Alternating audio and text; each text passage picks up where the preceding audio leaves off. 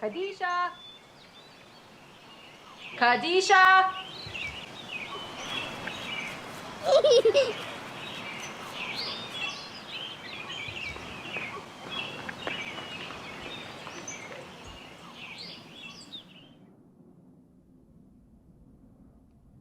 I didn't know I was mutilated as a baby until I was 15. My clitoris was cut off when I was a week old, and this is something that happens to nearly all the girls in the Gambia. It's called female genital mutilation.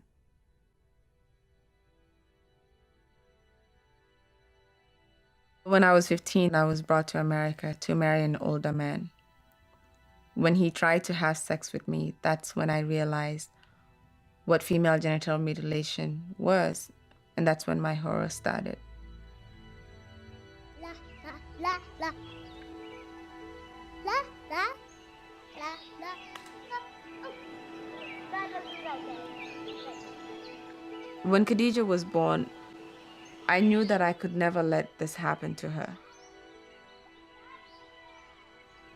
I knew that I had to do something to stop it.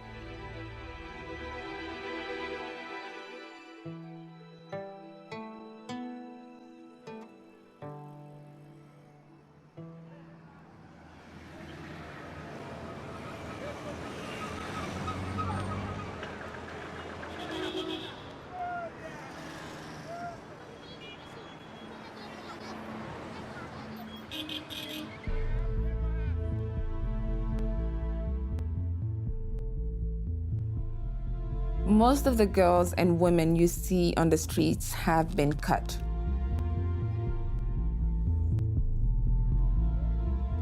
Their clitoris was cut off or worse. This has been going on for thousands of years. I've come home to try and do something to end it. Even if that means taking on my family, my tribe, and the whole of Gambia.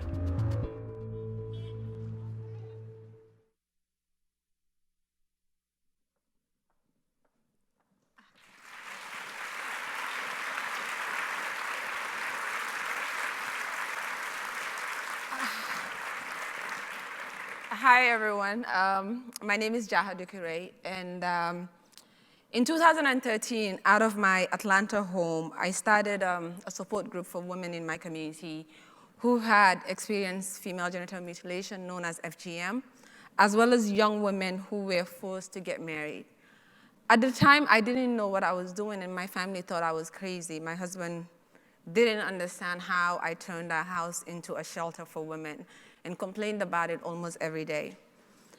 Fast forward to 2014, I realized the number of women that were impacted by this issue in America and how no one was talking about it.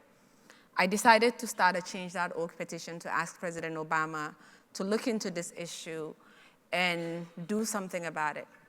When I started the Change.org petition, again, everyone in my family, including my friends, thought I was crazy for doing that. But in 2 weeks after starting my petition, some of the biggest celebrity stars in this country started tweeting out my petition. The New York Times started covering my story. The Guardian started covering my story. CNN started covering my story. By the time we knew it, more than 220,000 people in America had signed my petition.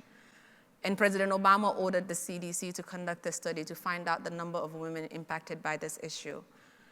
And the CDC conducted the study and found that more than 500,000 women in this country are living with the practice of FGM. We pushed for a law that made it illegal to transport girls out of the US for the purpose of FGM. And President Obama signed that into law. And with the success of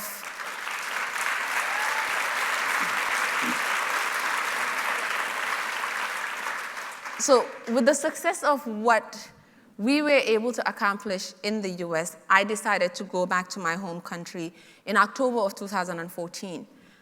I was able to launch the first youth-led movement against FGM in the Gambia. Exactly 1 year, 1 month after I launched my campaign, the Gambia banned FGM. 3 months later, child marriage was banned in the Gambia as well.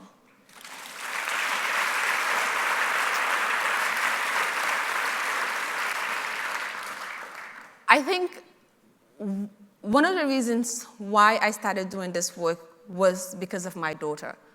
But globally, every single day, 6,000 girls are cut. 200 million women are living as a consequence of FGM. But this is not an issue that people want to hear about. This is not an issue that's widely talked about, especially in Western countries.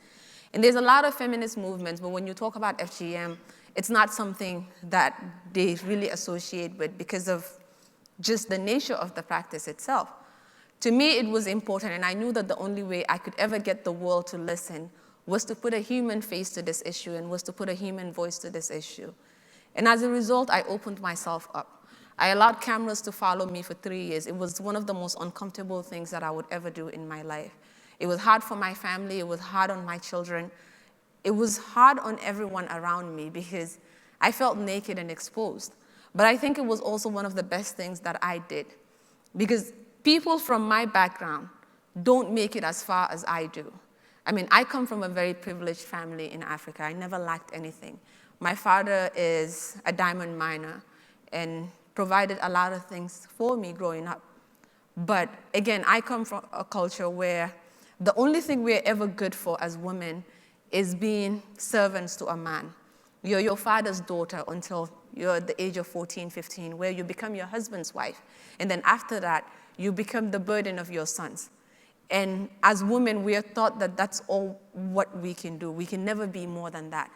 So for me, I ended up being that example in my community that young women can look up to. If I had failed at this work, it would show them an example of what not to be. But now I'm that daughter that's celebrated throughout my country, not only in my country, but throughout Africa. I'm that person that young women want to be. And that's the reason why I continue doing this work. My organization is about to launch the biggest campaign in Africa that targets all the African nations to ban FGM by 2020. And we know that we can do it. Because before now, a lot of the conversation regarding this issue has been driven by mostly the West. And it was viewed as them against us. They don't appreciate our culture. They don't appreciate who we are, and this is our identity. And I think for the first time, we've managed to shift that. Because it's no longer people from the West talking about how bad FGM is, but it's actually women who are impacted by this issue that talk about their pain, and there's no way you can deny that pain. There's no way you can ignore our experiences. And I believe we're the people that can change the minds of our fathers. We're the people that can change the minds of our community leaders, and we're the people that can drive that change in our communities. I think one of the biggest issues with development in Africa is people import solutions into our community, and they never see us as actually the change agents that can drive that change. I mean, I remember going to a development summit that was organized by President Obama when he was in office. I was one of the only women in the room, and definitely the only black person in that room. And the issues that they were talking about was FGM, child marriage, poverty, hunger. And there was no one in that room that can relate to those experiences that are from that community. And I think if we're really, really serious about change and a lot of how we do it, we need to start supporting people that are on the ground doing this work. I mean, when I think about the work that I do, a lot of times when people ask me, how big is your organization? I remember until this year, we were not a big organization that had a lot of money. Most of the work that we did was self-funded by myself. I was a banker before I founded my organization. I worked for Wells Fargo for 5 years. Right out of college, I became a teller for Wells Fargo. From that, I grew to the point of commercial banker by the time I quit my job. And I remember when I decided to go back home, and that very night, when I decided to chase after our president, who was a dictator for 22 years in the Gambia, and all he was known for is torturing people, making people disappear, and no one was able to confront him regardless of anything. And this is one issue that for 22 years that he had been in power, he had never spoken out about. And I woke up one night, and I remember I had a friend of mine that visited from the UK. She's a journalist and an editor with the Guardian newspaper. And I went up to her and I said, Maggie, I need $200. I don't have money, but I need $200 to buy gas, because tomorrow morning I'm going on tour. And she said, where are you going? I told her, I can't tell you where I'm going, but I need a cameraman with me. I don't want all of you to come with me, but I need one camera person to come with me. And the Guardian gave me a camera person that traveled with me. I went after the president in every single village that he went to. He was on tour. And I was detained. I was harassed. I was questioned. They wanted to know why I was following them and why I had a white guy with me. I think that was the most terrifying experience of my life. And I knew that only two things would come out of that trip. I'll either end up dead or I would end up getting what I wanted. And when things got so bad during that trip, I remember calling back home. And I told my best friend, you can't tell my dad, you can't tell my husband, you can't tell anyone where I am, but this is where I am. And if something happens to me, just tell my children that I was very, very stupid for doing this, and I'm really, really sorry that I did this to them. And eventually, I think after I went through the most terrifying experience with our version of the CIA, they realized that I didn't care about politics. I didn't care about any of the things that the president was doing. All I cared about was one issue, which was female genital mutilation and how we can end it in Africa. And they shared that with the president. And he called me in for a meeting. And the first thing that he asked me, why are you so obsessed with this issue? And I remember telling him, it's not about anyone, this is about me and what I've been through and what I continue to live through. And knowing that in our country alone, 74% of girls are subjected to this practice. And you being a father of a daughter and being the leader of our country, having a moral obligation to do something about this issue. And for 22 years, you stayed quiet about it. And he held my hand and told me that he totally agreed with me. 2 days later, he came out publicly and banned the practice. And our parliament legislated a law that made it criminal.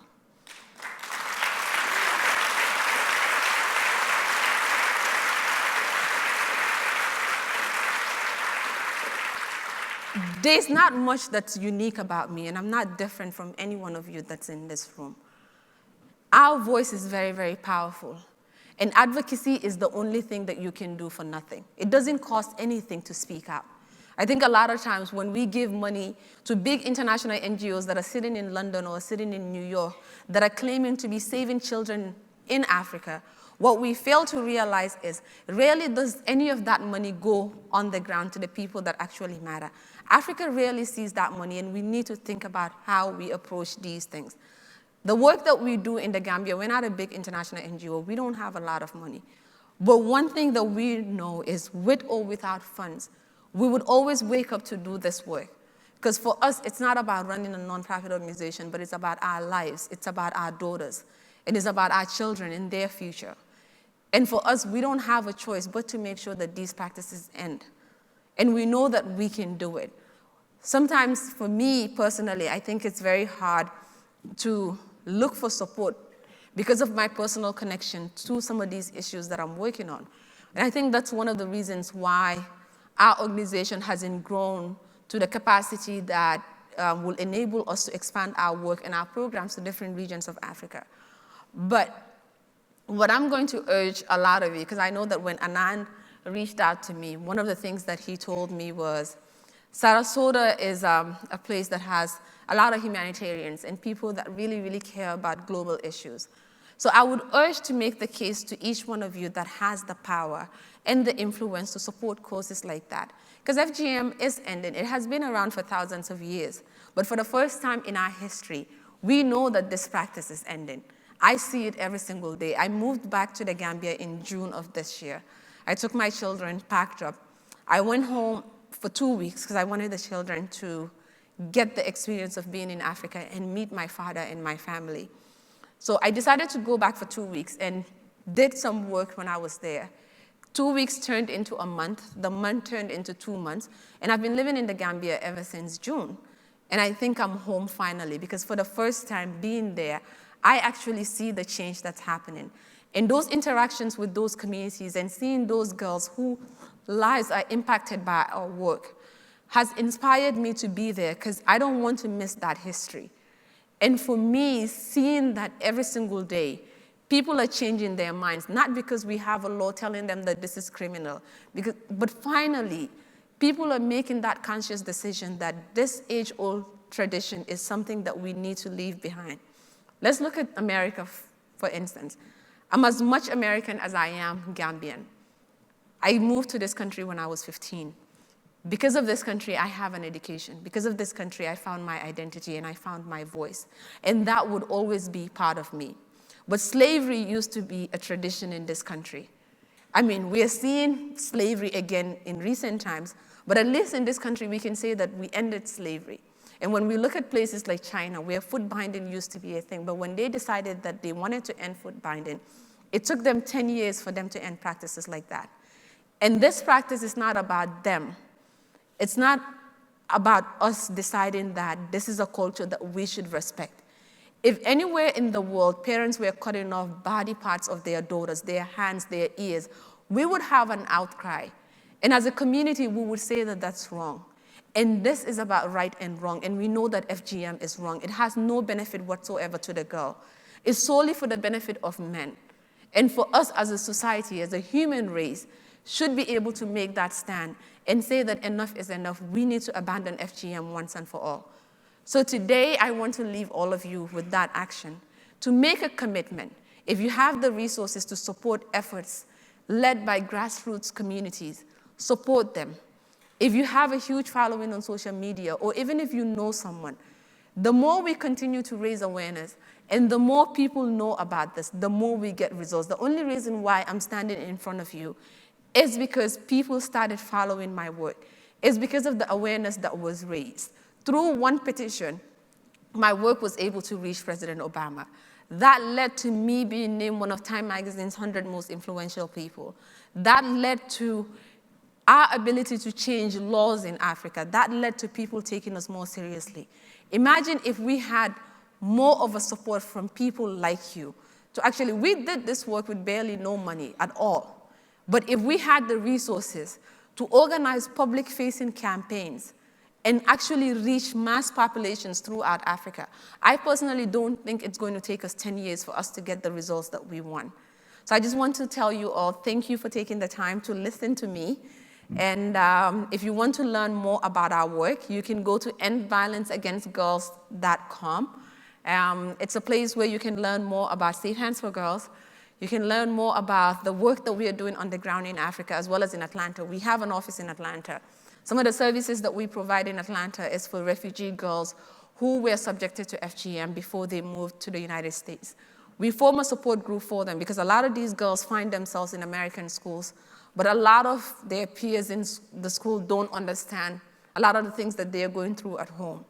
So a lot of their challenges, even with academics, it's something that people just don't understand, and they don't fit into the average after-school program. So our team has formed something for those girls with those specific needs, where they can come and have conversations in a non-judgmental setting, where they're allowed to be themselves with people who understand their journey, where they're from and where they're trying to go. And we also serve as role models, because a lot of times you don't see women from our community that are successful like we are, that are not dependent on men. So for them to be able to look up to us and see most of what we are doing and knowing that we are from that culture, from that religion, and we still have that identity, but we are doing amazing work, is something that we believe is inspirational. And those girls have gone on to be mentors for younger girls. So the work is not only about Africa, but it's something that's happening in the United States, and it's something that's affecting women here. So I just want to say thank you to everyone, and thank you to PINC and Anand for having me come here and share my story and share my work with you. And I hope most of you would find it to learn more about FGM and be part of the change that's happening. So thank you.